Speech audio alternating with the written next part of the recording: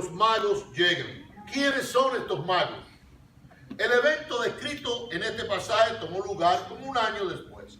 Podemos ver en Mateo 2:11, usted lo puede ver ahí mismo, que la familia de Jesús estaba viviendo ahora en una casa. Ya no estaban en el pesebre, se habían mudado. José había trabajado un poquito, había podido una plata y habían conseguido un sitio donde vivir. Si usted mira el versículo 11 del capítulo 2, usted puede ver que cuando los magos llegan y la estrella se detiene, es una casa, no era el pesebre, ¿verdad? Durante aquellos días, los días del pesebre habían terminado. Ya para este tiempo Jesús ya había sido circuncidado.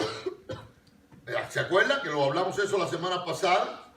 Él fue presentado al templo a los 8 días. María ya había terminado los días de su purificación, de acuerdo a la ley de Moisés, ya había pasado la cuarentena. La verdad que su holocausto de 2 tórtolas, cuando fueron al templo, en vez de un cordero, demuestra el estado económico de la familia de Jesús. Eran bien pobres. La ley le daba una opción, ¿verdad? Para el sacrificio que había que presentar por un varón que rompía matriz era un cordero. Pero la ley dice, si no tienen para el cordero, pueden presentar 2 tórtolas. María y José presentaron 2 tórtolas en el holocausto porque eran pobres. ¿Qué podemos decir de Belén, de la ciudad? La Biblia no nos dice mucho acerca de Belén, pero sabe que la historia habla de esta gente. Y si la Biblia no fuera verdad, ¿por qué razón la historia menciona a estos hombres, a los magos, a Herodes? Esta gente vivieron de la misma forma que lo es hoy, porque hoy todavía es así. Belén era en esos días, en los tiempos de Jesús, una pequeña ciudad. Todavía es una pequeña ciudad, como a 5 o 6 millas al sur de Jerusalén, en las afueras de Judea. Está localizada en medio de 2 pequeñas cordilleras de montañas. Eso está abajo y está en medio de 2 cordilleras de montañas pequeñas, en el camino antiguo que se usaba para viajar de Jerusalén a Egipto. La ciudad pasó a llamarse Belén después de la conquista de Canaán.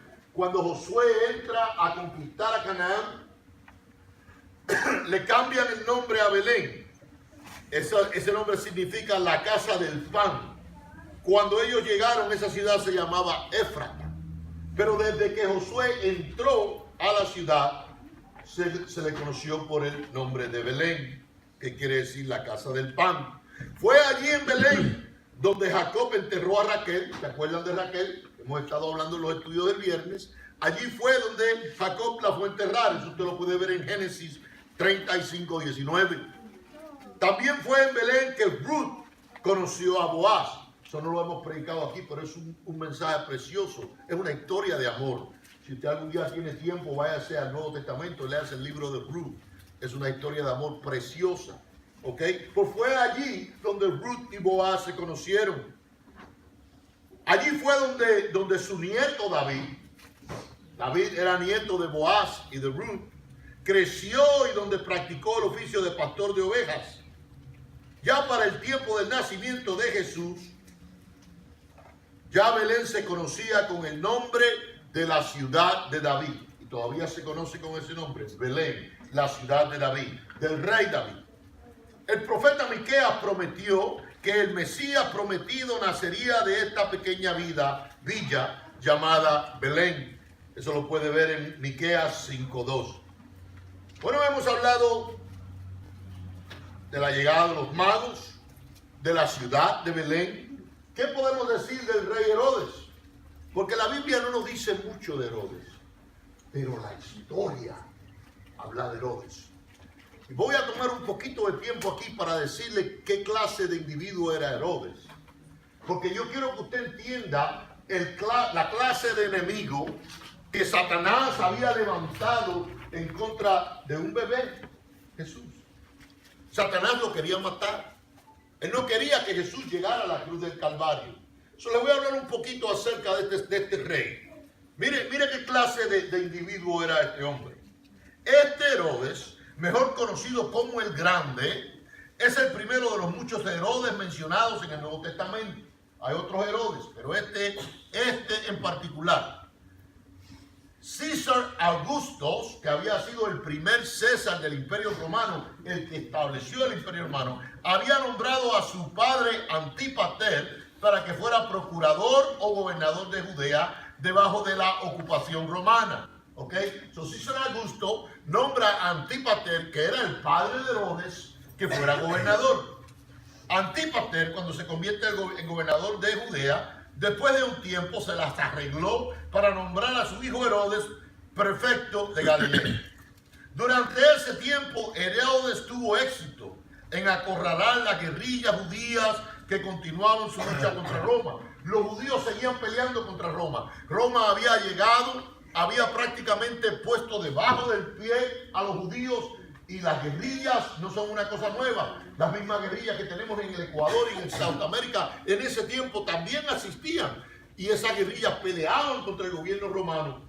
Y Herodes había tenido éxito en aplacar esa lucha judía en contra de Roma.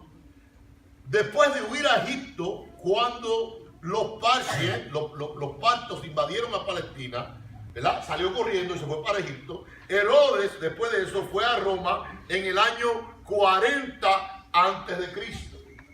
Todo esto viene de la historia. La historia está hablando de la misma persona que la Biblia está hablando. ¿Ok? Escuche bien esto.